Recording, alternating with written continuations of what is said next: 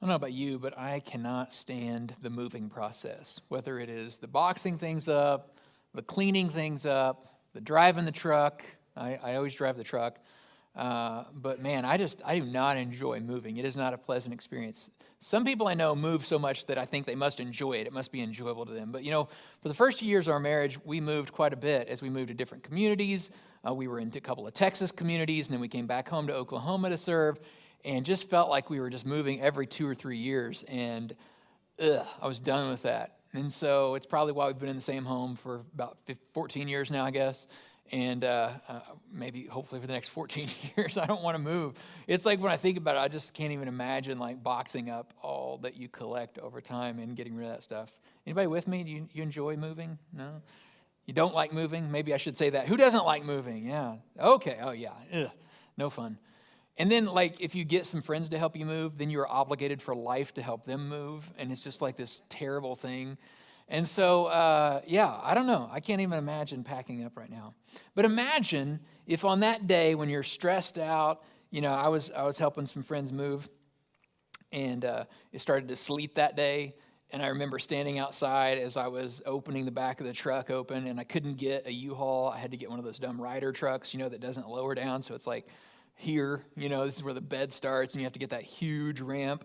And I remember opening that up, and sleet's just like pelting me in the back of the head, and I'm just like, ugh. And so imagine at your like most frustrated, terrible moment of moving, if someone shows up, a neighbor, and they have a warm plate of chocolate chip cookies for you, and they say, "Can I help?" I mean, at that moment, don't you think that's an angel? You're like, okay, I'm living right. Something good has gone on today. Someone offering warm food and help, that's like unheard of. And if you think about that state of mind, what happens to you in that state of mind? It changes your whole demeanor. When you're at your lowest, worst point and someone steps in with something like that. And so I've tried to remember that. And for all the neighbors that I can notice moving in, I've tried to do special things for. Now, I'm not much of a baker, so I usually stop by Eileen's on the way home, grab a few cookies, and show up. And I remember one, they were like so excited, and I got to have a great conversation with these new neighbors we got. And then one was like, "Why are you here?" I was like, "Well, I got these cookies for you." And he's like, "Uh-huh," and just kind of closed the door. So I've gotten two kinds of receptions in those moments. But most of the time, it's someone that's just like, "Oh, a little sugar and flour. Yes, I will take that. Thank you so much. Thank you for thinking of us in this moment that it's not a fun time, not a great moment." But it changes. It's a low cost for high impact type situation. And the basis of that is hospitality. The basis of that is seeing where someone else is at and doing something nice for them. And it's a simple act, but it does require you to roll up your sleeves, maybe to help them move a couch or help them, move some sort of furniture, or to give them something nice. I've heard people taking bread or a pie or cookies or whatever. But it requires us to do a little bit of work. And there's a couple of disconnects there. I guess you got to know they're moving in. But it's that little bit of extra that really goes a long, long way. We've partnered with a group called Bless Every Home, and we've been doing this for a little bit over a year now. We're coming up on the anniversary. Easter will be that anniversary. And we have groups of people praying all across our community, but we added something to it this year, which is what they call their New Mover program. And so they work with and connect the database of where we're already at. So they take like your home address and they tell you people that are around you to pray for. So I've been praying for my neighbors for over a year now. And they added a new thing to give you information about new people that move in right around you, very close to you. And so as the administrator of this, I'm able to pull up a big map and show you all the people. So the church is in blue there, Coffee Creek, where you're at right now. And all these people have moved in the last 6 weeks. Isn't that cool? So it gives us a little bit of a hint.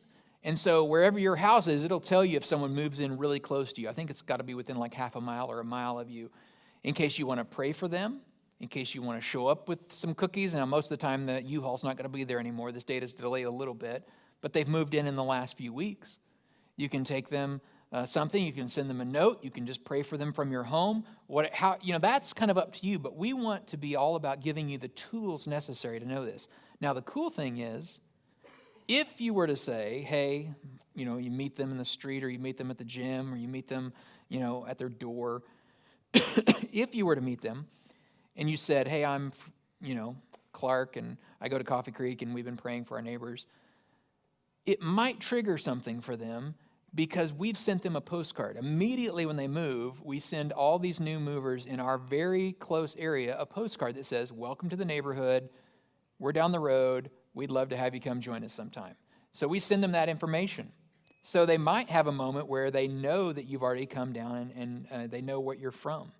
And so this is an opportunity for rolling up our sleeves. Today and next week, we're going to talk about what does it look like to roll up our sleeves.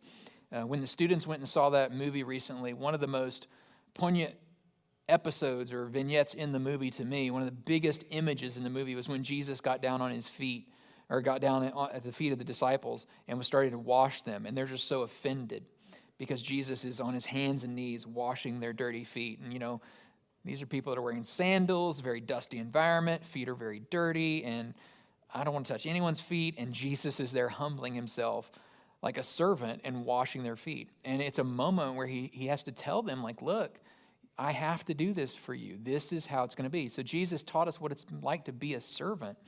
And so over the next 2 weeks, we're going to look at this idea that kindness, every single time that we do an act of kindness, every time we stop to listen to our neighbor, every time we think of a way to serve someone creatively, presents an opportunity for us to share the love of Jesus with someone that may be feeling far from him. And at Coffee Creek, we are all about this idea of rolling up our sleeves and serving others, to build bridges, to take down the barriers that keep people far from God.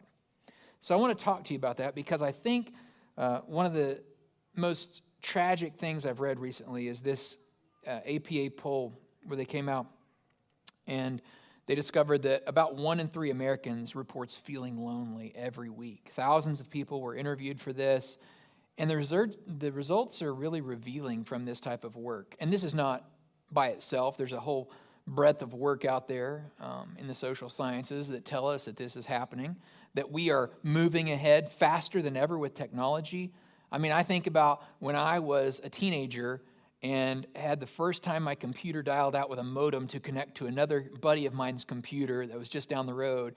And if you remember modems, they were these tragic, loud, horrible, beep, and then you would very slowly be able to send data to each other over the phone lines. And I remember thinking that was I thought we were like Edison or Alexander Graham Bell, right? I thought we were doing something really cool. And now, how fast technology is approaching. We get upset when we can't download gigabytes and gigabytes of data, and we were trying to send kilobytes, over an hour or something. So, we're just expanding, and you can see this. Medical technology. We're talking about space travel for consumers. I mean, there's just so much moving forward. But in the same space as all this awesome stuff is happening, people are feeling worse and more disconnected in our emotions and our feelings and being connected to each other. We're feeling more lonely than ever before. Now, the good news about that is that we, as an organization, as a family of churches, we have a unique tool at our disposal, and that is the fellowship with one another to combat this. And we're probably more equipped than almost any other group on the planet because the church learned early on, in order to survive, they would have to work together, to live together. Mother Teresa, who took care of some of the most impoverished people in India, she said this one time, that the most terrible poverty is loneliness and the feeling of being unloved.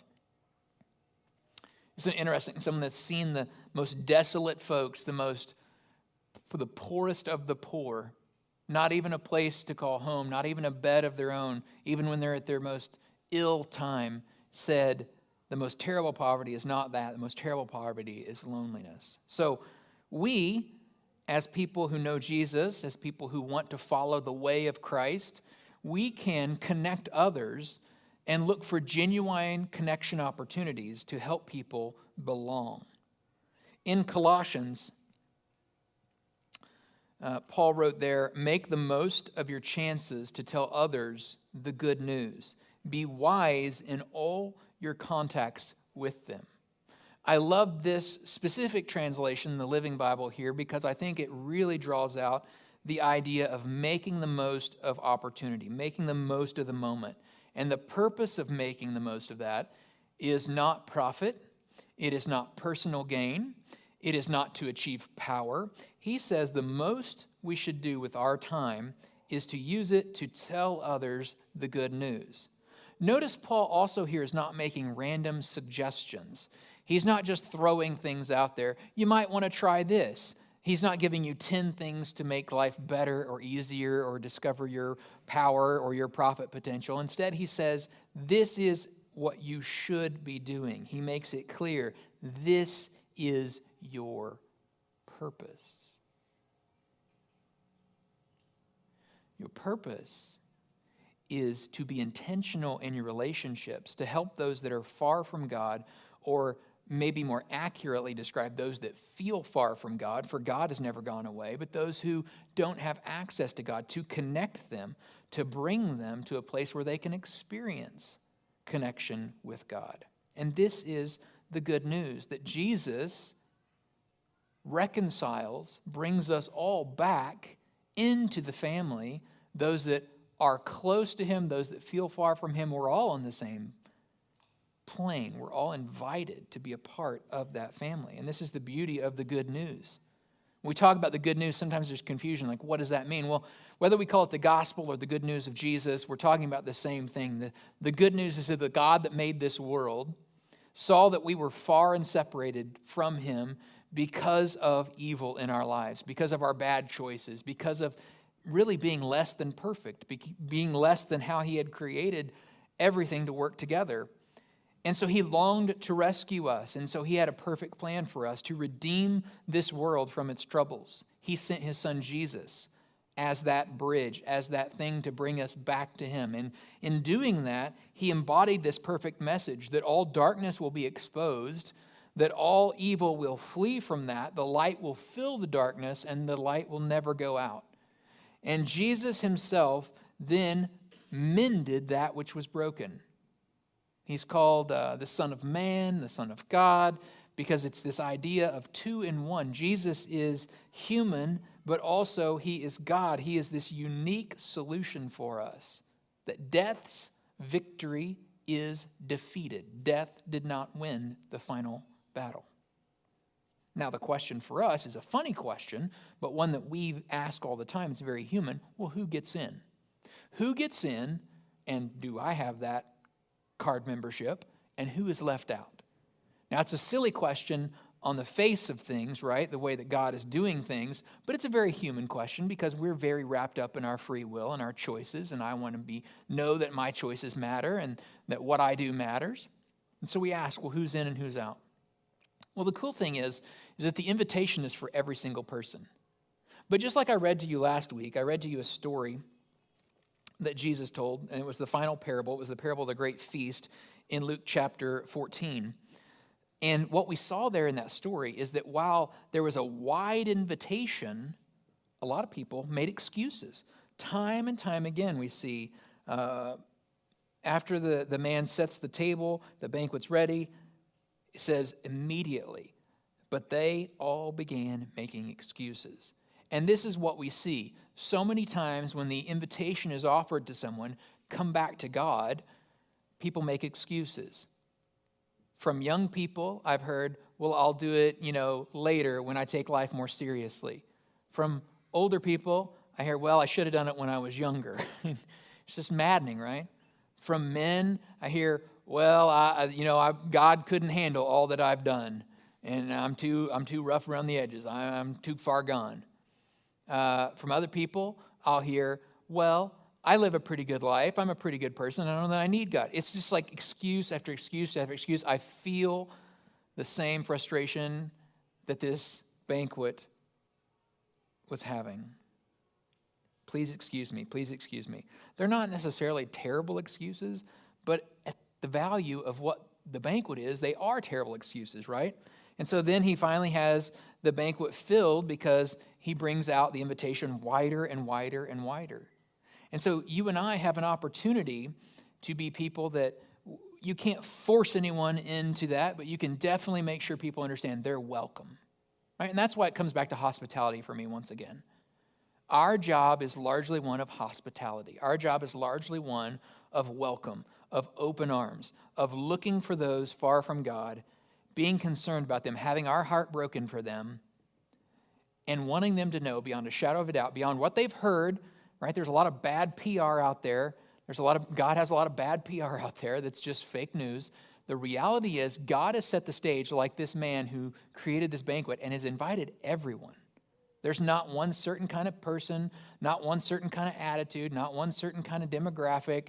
It is a widely distributed invitation to all people, and that's why that ended that way. Go out to the highways, go out into the roads, go out, compel them to come in, because I want my house to be full. This is God's perspective. That's why Jesus told us that parable. He wants all kinds of folks that you might be thinking about right now. Yeah, I know some friends that would be welcome. And then you might also be thinking, I've got some friends that I'm not sure would be because of whatever PR is out there, whatever message has gotten mixed up in the communication. Sometimes we fear that. And there's people sitting at home today that just think they're not welcome. And we need to dispel that. We need to it's one of the worst lies of the enemy, that you wouldn't be welcome. No, the fellowship is intentionally made so that everybody is welcome, no matter who they are, no matter what their background's like, no matter how much they have or how little they have, no matter if they're at the peak of their life, they're doing great, or they are in the lowest, darkest, deepest valley. They are welcome. And I hope, what Easter does for us a little bit is help remind us of that. That the resurrection of Christ is the power that orchestrates all of this, that holds all of this together. And I've said that year after year at Easter. There's a lot of good things churches do. There's a lot of good things nonprofits do. But at the end of the day, the one key, the linchpin to all this was Jesus resurrected or was he not? And people ought to have a chance to make a decision on that. Because if Jesus was resurrected, then everything Jesus said was true. And it's got huge implications for us and our world. So, Paul taught the Romans, accept each other. He taught this church in Rome, accept each other just as Christ has accepted you, so that God will be given the glory. Now, what I think is really crucial here is to understand the goal of acceptance. The goal of accepting others is not so people like you, right? You're not trying to build yourself up as like, a holier than thou person, so you can look down your nose at other people who are less accepting than you are. And sometimes it gets that way, doesn't it? Like you feel like people are trying to have a kind of a superiority complex over others. Well, I accept everyone and I'm better than you. That's not the point. The point of acceptance, look here, it's right here, so that God will be given the glory. The point of accepting others is not to make yourself look good, make a church look good, make a business, an organization. The purpose of accepting each other, just as Christ has accepted you, is that God will get the glory out of that. That his goodness, his mercy, his unfathomable love will be experienced by more and more people. This is the purpose of you accepting each other and loving each other. Now, I brought up an idea this week in our Facebook group. If you're not a part of that, you should join that group called the Creeker Cafe. But I brought up an idea this week of having coffee with someone in your life, sitting down with them, offering to pray for them, offering to listen to them, serve them with radical hospitality, similar to that plate of cookies. Maybe it's just having lunch with somebody or taking them out for a cup of coffee and listening to them. A coworker, a friend, a family member, a neighbor, a classmate. Spending some time. People know that time is valuable and that when you invest that time, that is very valuable. So I encourage you to sit down with someone and invite them out to coffee, and we'll actually reimburse you for your coffee. You can do that in the app. You got to have the app. There's a button in the app. It's there today. Coffee on us. You take somebody out, you tell us who it was, boom. We'll email you a gift card for coffee. You can text a friend. Last week I gave you one template. Here are 3 more. Very simple ways that you could invite someone to Easter. You could have your phone out right now, because you got your phone out already, right? Because you're clearly in the app already. Yeah, you could invite a friend right now. Why right now? Why do I encourage people to do things when I'm talking? Because I know 5 seconds after the service, we're thinking about lunch. We're thinking about, what do I got to do this afternoon? I'm telling you, I've got a load of laundry that I have reheated in the dryer 3 times now. and I'm pretty sure it's out of, you know when it dries the first time and there's a little bit of liquid left in there, so if you do it again, it'll steam it back up and you can still fold it. I think it's probably just beyond saving now. I'm worried that when I go tonight, I'm going to have to rewash everything or it's going to just be a mess. You ever do that? I don't mind washing my clothes. I mind the folding. It's what drives me bananas. I don't know what's wrong with me. I put them in Friday, I washed them Friday, and now it's been 2 days of just, I'll go warm them up again. I keep warming them up. So I put things off. And I know you're like that. You're like me. We're going to put things off. And so that's why I encourage you right now, text a friend right now while it's top of mind, because I know you have the best intentions, but I also know outside those doors in about 8 minutes, and we're likely to forget. So there's my encouragement. You'll notice in my notes today at the bottom, there's a link you can click. You can still click that link. It'll open a text message that has this message, one of these in there. I don't remember which one it is. I think it's that one. And then it's blank to who it's going to. You can just type the name in. It's all done for you. You press send. Boom, it's done for you. All right. This was last week's text, and I wanted to come back to it because I think it's valuable sometimes to remember where we were last week, because I think it connects so well with what we're talking about today. The master told his servants, go out to the roads and the country lanes and compel them to come in so that my house will be full. It was such a powerful way to conclude last week. This idea that not only should you invite people, but you should be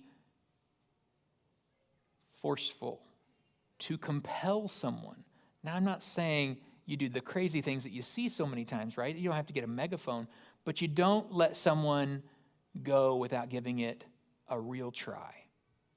You invite them, and you don't take one-time no because they couldn't make it because they had a former appointment or something as the only chance they get in life. Like you're willing to come back to them later and say, hey, I know you couldn't come that one. Can you come sit with me this Easter? And you would be surprised. The folks that are persevering are the folks that see those hard cases, the folks that they never thought would come to church. They eventually come with them. Because maybe it doesn't work for whatever reason this time, but the next time it might. And this might be the chance they need to understand not only are they welcome in church, but also they're welcome in God's family. And he's been, for the longest time, looking for them on the horizon, waiting for them patiently, pursuing them actively. And he cares about them and he loves them. Imagine a community of people where each person comes in with their bad week. Maybe you did your taxes this week. Bleh. Maybe you had a rough week at the office. Maybe that last test, students, wasn't great for you. That quiz was bad. And you come in and you come to this place where you get re-energized for the next week. You know there's people that care about you, that are praying for you, they're thinking of you. But ultimately beyond that, you connect with God in a moment where through a song or through a scripture, you realize, it dawns on you once again, you're reminded once again that God sees you, values you, loves you. A community where you can be known for kindness and care for others. This is a God-sized vision, to be a community that rolls up its sleeves and serves one another. So my challenge to you this week is to roll up your sleeves and intentionally show hospitality to someone this week. To make sure not only that they hear the message that they belong, but to really show them in a practical way they belong. It's easy to say, yeah, y'all are welcome, right? It's more difficult to translate those words into actions. Think about the difference of this. And this is a good way to illustrate it. If someone is moving in and that U-Haul is pulled up, like I showed you at the first, and you say, hey, see you're moving in, neighbor. Welcome to the neighborhood. That's friendly. That's not friends. That's friendly. Difference. Welcome to the neighborhood. Good luck with all that. That's kind of evil, right? That's friendly. You're like friendly. Step 2. What if you were to say, hey, new neighbor, glad you're here, friendly. Looks like you got a moving in there, dude. Hey, a lot of stuff there. Give me a call if you need some help. You don't have my number. I'm not giving it to you. But you call me, right? Both of those are facades of friendship, right? They look like a friend, but there's not much below the surface there. It's way different. If I get out of my car, I walk over to you, I've thought of you, here's a small gift. It's a coffee mug, it's coffee, it's a gift card, it's cookies, it's a pie, it's bread, and hey, can I help you move that couch? Totally different. You're going to make a friend there, not just be friendly. So I know what I'm asking you to do is no small task. I'm asking you to roll up your sleeves, to sacrifice the one thing you can't make more of, time. It is your single most valuable resource. You run out of money, you can make more money. You run out of time, there's no way. You give time, you can't make that up. You can't make that back. But this investment of time pays enormous dividends. And the other part of this that I feel really we have to kind of denote here as we close, I'm not asking you to add something to your calendar. Most of you, if I looked at your calendar, I would say good luck with all that to you, right? I mean, the calendars are crazy. I've seen some. When we try to get together sometimes, it's like, what is going on here? Just stuff stacked on stuff, and it's just crazy. There's not any room for breathing.